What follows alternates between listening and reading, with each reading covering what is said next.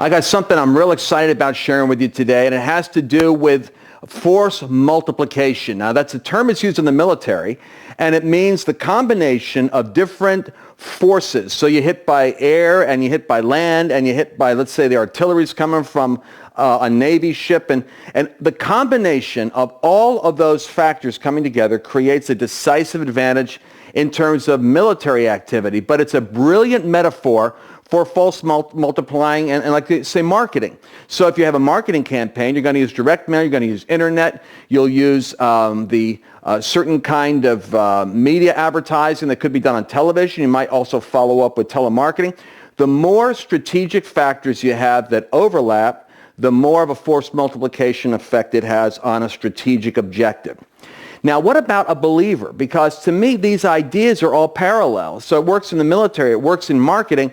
For the believer, force multiplication is a subject we have to discuss because Christians, as you might know, are having a weaker and weaker presence and compelling narrative. I mean, we are absolutely losing a generation because the story of Christ, the story of faith, the validity and tangible nature of Christian life is becoming more and more abstract and fragmented. Frankly, in a dark room, if you're going to influence it, you have to be a light located in a singular place.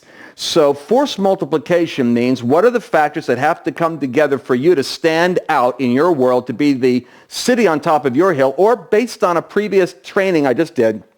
I was talking about Daniel and how Daniel had what was called the excellent spirit. And that comes out of like Daniel chapter 5. He had what the Bible calls an excellent spirit, but I love the Hebrew in it because the Hebrew literally says he had a yatir. We pronounce it this way, but it's Y-A-T-T-I-Y-R. Yatir is the Hebrew word that means that mountain that stands out above other mountains. It has to do with something that excels. It exceeds. The Greek word is hyperbole. It literally is a shot put, taken from the term used in the Olympics.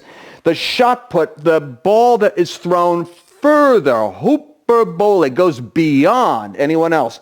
You're supposed to have a supernatural quality by the Spirit of God that moves you beyond. Now, where Christians get goofy is they don't understand how to be naturally supernatural or how to operate with the inside information of supernatural perception and intuition that gives them the edge in the environment without overtly preaching or overtly trying to become evangelists. And it's really ridiculous if you think about it, because Daniel, as a classic example of yatir, when he is called in to interpret dreams or interpret visions, he makes a protocol reference to, dreams belong to God, and then boom, he zeroes in on solving the problem and dealing with the issue. Consequently, they gave him the term yatir when they described him, because he went beyond their own occult practitioners, their own soothsayers. In the area of intuition, this guy was a monster. He went into the knowledge that only God has. For Daniel to succeed, force multiplication meant that he had to tap into the gift cluster he had. Gift cluster is an important idea. You have 4 or 5 signature strengths that naturally merge with certain strengths and gifts that God gives you spiritually that match the assignment. Keyword, assignment. Daniel was assigned to Babylon. He was taken there against his will. He was a captive. And many of us are going captive. In political seasons, in economic crises, in global events, we feel as though we're captive on board events that we wish were different and think could be different if people would listen to God's counsel, so to speak. The reality is that doesn't stop you from excelling. It creates a platform for you to actually emerge. And until you show up and let that light shine, the world is not going to see the difference between you and them. Okay, enough said about that. I want to talk about the force multiplier beyond the gift mix. That's another message for another time. I want to talk about micro church because this is the most significant force multiplier for Daniel. And basically it comes out of, if you read the chapter 2, the big crisis that happens is Nebuchadnezzar has a dream. God gives heathen rulers dreams. Get this.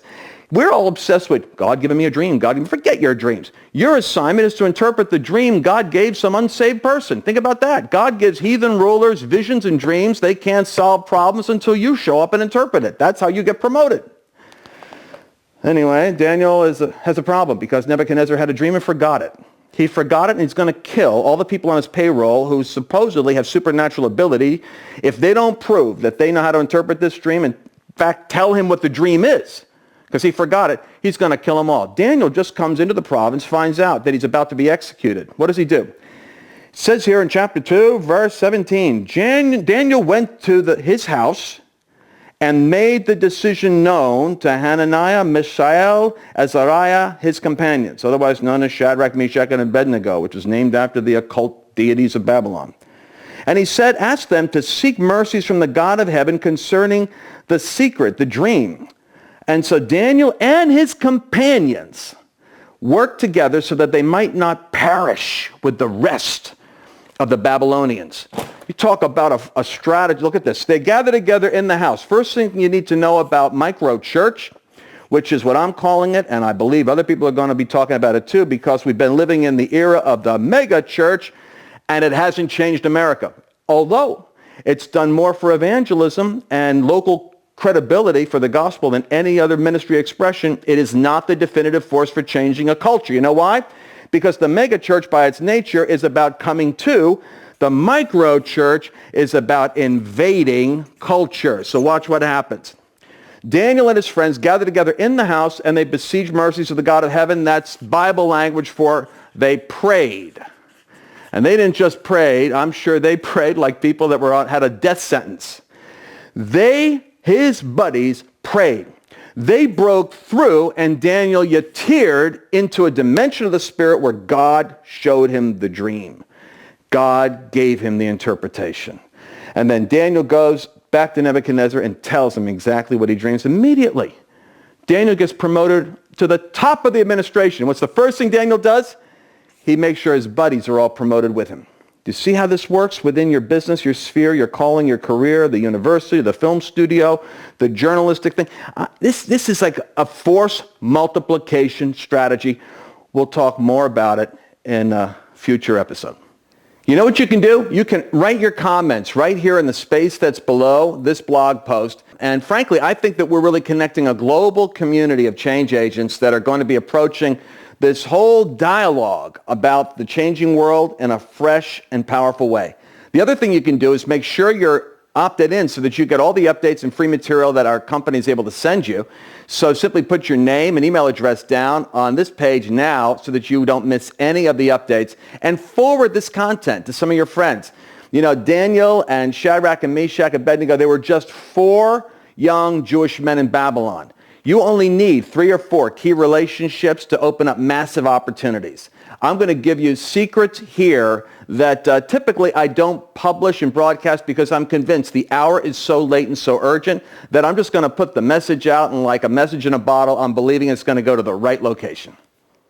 Hi, I'm Lance Wallnau. I want to thank you for watching this broadcast. And if you'd like to see more of what we've got coming up, and you never know when something new is going to be interesting, just hit the subscribe button right there, and I look forward to seeing you in a future broadcast.